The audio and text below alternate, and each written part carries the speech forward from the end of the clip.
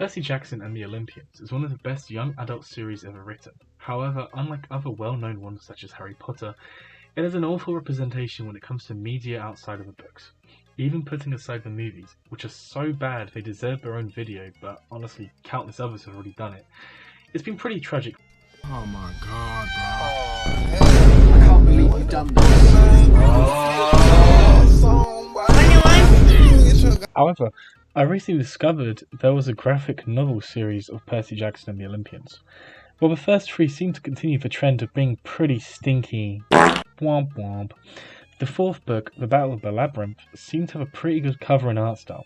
The characters present seem to actually look like the characters they're supposed to be representing, which is a Herculean task, and I'm so happy it's done. Already this is amazing and deserves a round of applause. Like, good job guys, seriously. So although the cover art's impressive, how does the rest of the graphic novel compare? Is it even accurate to the book? Well friends, we're going to find out together today.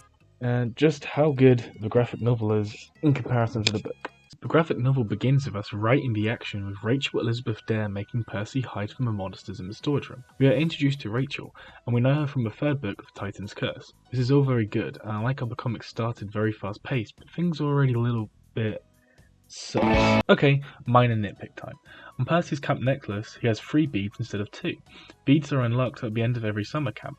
Percy should have won a trident-looking one from the first book, The Lightning Thief, and a second one of a golden fleece from a Sea of Monsters. He doesn't get one in the Titan's Curse, as that takes place in winter. Pretty small, I know, but might as well mention it. Anyway, the monsters attack Rachel and Percy. Percy manages to kill one, but Kelly, the more senior monster, escapes blowing up the school after telling Percy how his camp will be destroyed and other sad things. Again, mostly accurate, but it annoys me how they remove details like Rachel throwing a snare drum at the monsters, showing she is brave and not just a damsel in distress as presented here. She then uses Percy's magical pen that can turn into a sword, Riptide, to write down her phone number. This scene is missing a very crucial character who is present in the books. Annabeth, Percy's best friend, and as hinted in the last 2 books, potential love interest. In the books, they were supposed to be going on a date after orientation, but instead Annabeth finds Percy with a mortal girl she says looks pretty cute, and are blown up school. Obviously no date happens. Though this is sad and everything, it sets up a dynamic between the 3 that will affect the whole series and its overall message. We will discuss this in more details when it comes up later. Either way, that's the end of the opening, and now Percy makes his way to Camp Half-Blood. So we arrive at Camp Half-Blood, which seems well represented given how it's described in the books, so good job there. We also get introduced to Annabeth, as she was not shown before during where she was supposed to be introduced in the book. She makes some funny jokes for her own characters, so that's cool I guess, so, at least they did that. The graphic novel does a pretty good job of catching us up with what's been happening since the 3rd book. Annabeth's been trying to see what's going on about Mount Tam, where the Titans are based. Quintus has arrived at Camp Half-Blood. We've been reintroduced to the Cyclops Tyson, Percy's half-brother, and we've also been introduced to Grover again, Percy's other best friend, and his failing attempts to complete his life's work and follow the great god Pan. One small thing, however, is that Percy sees a vision of Nico not in a dream, but apparently while spacing out here for reasons we don't really know.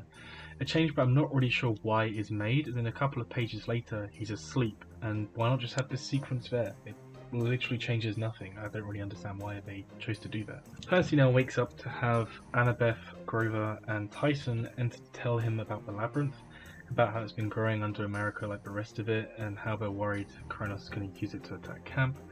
I'm pretty sure Percy's in his boxes the entire time, as later he's wearing jeans, but no one seems to acknowledge this, and I feel there should have been, I don't know, maybe Annabeth blushing or something when she realizes, but, it's fine I guess. The training against the Scorpions then plays out nearly identical to the book, as it should do, which is awesome. Annabeth and Percy find out there's an entrance to the Labyrinth in camp, which is obviously a big bad, oh no. One small thing is the faces look a little bit derpy in the helmets.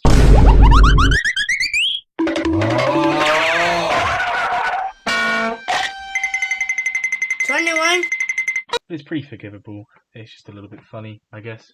I guess it makes up for that by having the Triple G logo branded onto the Scorpions. I thought that was a nice little touch. Council meeting then takes place to discuss the finding of the entrance to the Labyrinth is a bit sparse. I'm not sure why.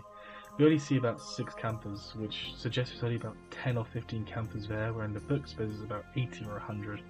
Not really sure as to why this decision was made. Maybe they just got tired. It just makes me sense of scale would be a little bit weird. However, any gripes I had are completely made up by the scene when Annabeth goes to get prophecy about her quest. The way this is done is pretty superb, from her facial details to the way they managed to present the Oracle in a very serious way. In the books, she's described as being kind of tie-dye and looking like a hippie. I'm glad they didn't do that in this scene, because it helps establish how serious this scene is. If they did it in a tie-dye and hippie sense fashion, it could come across as a joke, and I'm glad they took it very seriously here. So good job, graphic novel. Another excellent decision was that the conversation that Percy and Annabeth have in the Athena cabin during the books now takes place instead with Annabeth overlooking camp, showing us how much she cares about the camp, but also how the camp is now looking to her to save it. I feel this is a nice visual change to help convey her emotions around the camp to us. Bear in mind she's one of their questions who was 7 years old, and this is her time to prove herself. Not only to prove herself though, but to save the camp, which has been pretty much her only home since she was 7. The book also has its first, what I'm going to call transition slides. I'm sure there's other names for them. Maybe there's a real name for artists actually know, but I like them. I think they're perfect. I like how they break up the book. In a way, I wish we saw more in a way. They remind me of video game loading screens. I think, yeah, they do what they need to do. It's a nice break in pace and a nice, cute little picture. Fantastic, guys. Not bad for a number 2 driver. Cheers. Percy then has a dream about Luke talking to Kronos about preparing to strike Camp Half-Blood, again proving how serious his quest is and how much is needed. And Nico is raising the dead, trying to bring back his sister Bianca. Percy is given the whistle. Chiron gives his fears about the inventor and the creator of the Labyrinth, and he's worried about him helping Kronos. I'm skimming this part as it's pretty much exactly how I imagined it would be in the books, and it's done very well. The last picture we see gives us the battle preparations they're doing to defend this entrance to Camp Half-Blood. It's pretty bad. The catapults are way too close. The command tent is as well, which just makes Camp Half-Blood look a bit bad. But with all that being said, Annabeth, Percy, Tyson and Grover begin their descent downwards into the Labyrinth.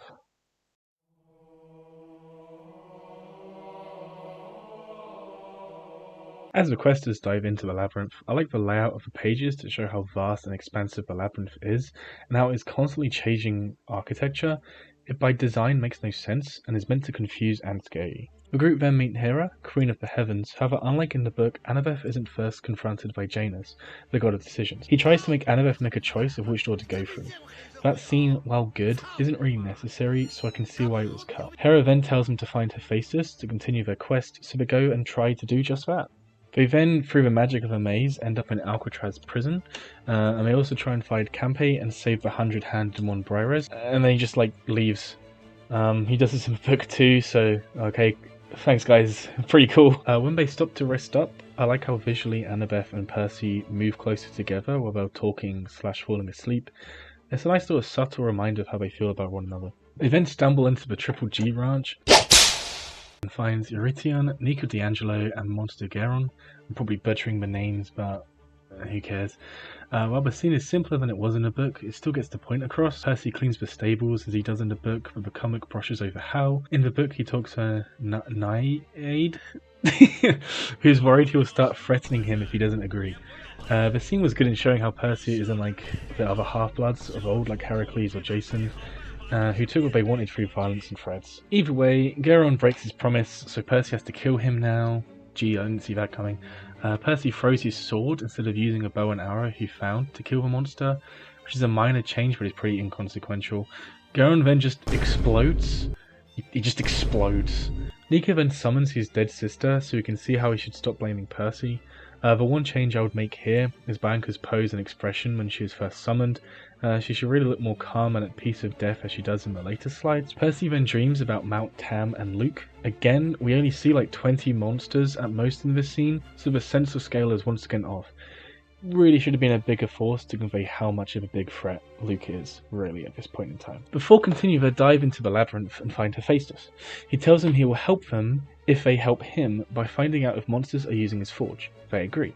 On the way, Grover and Tyson leave as Grover senses the presence of Pan. I like how in this slide here we can see how when Annabeth grabs Percy by his arm, the shapes of the leaves behind him is almost like love hearts. Again, this book is great at doing subtle scenes like this, but missing out on main indicators and important scenes as we will discuss later. Speaking of this, the half-human, half-dog monsters known as Telkhines that were using the forge sense Bajuro's presence. Percy essentially sacrifices himself so Annabeth can get away. However, Annabeth is supposed to kiss him before he does.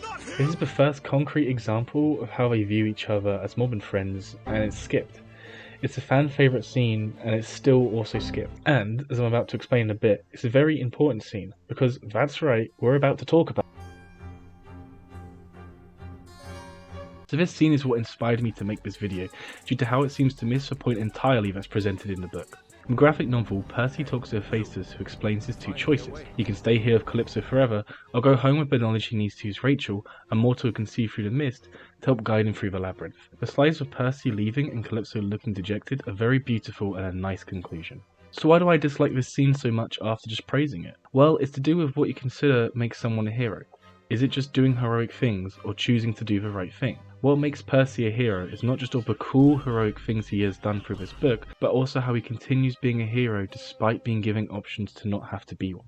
A constant theme is Percy desperately just wanting to be a normal human and ignore his godly parentage. He literally starts belittling Thief by saying he never wanting to be a half-blood, and despite all the risks only going to Camp Half-Blood during the summer and trying to go to mortal school, when the other half-bloods even close to his power would have to stay year-round. This is why it's so frustrating to me that the romance subplot between Percy and Annabeth/Rachel has been, for the most part, ignored and gutted from the graphic novel. They both symbolise the two options Percy has. He could, in theory, run off with Rachel and leave the Great Prophecy to Nico when he turns 16, or he could choose Annabeth, who's been at Camp Half-Blood the longest and has spent more time in the mythical world than in the mortal world. Calypso was a third option, a way for him to escape the prophecy while making peace with his godly parentage.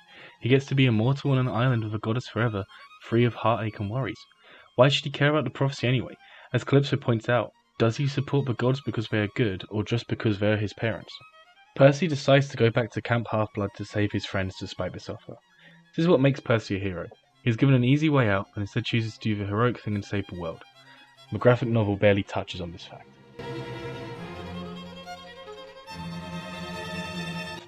Percy returns to Camp Half-Blood to discover everyone thought he was dead when he clearly isn't, as he was gone for 2 weeks on the island.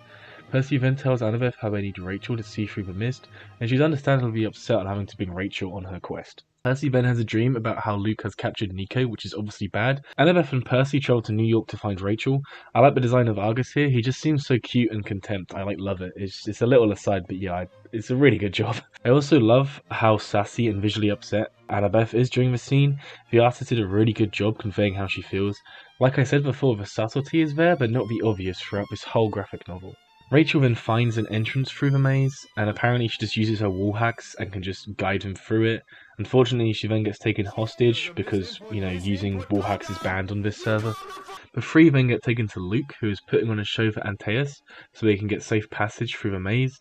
He looks exactly like the Moana guy here. This clearly just isn't a coincidence. They clearly just used the Moana dude as a model. Percy has been made to fight in the ring, but challenges Moana dude straight away, so Ethan Nakamura is just completely removed from the story. I'm not saying I'm surprised, as I have my own problems with this character. I'll probably express in a different video. Either way, Moana dude gets tied up so the ground can no longer heal him, and then Percy just kills him. Hooray! But then the monsters try killing him, now he's dead. Oh no!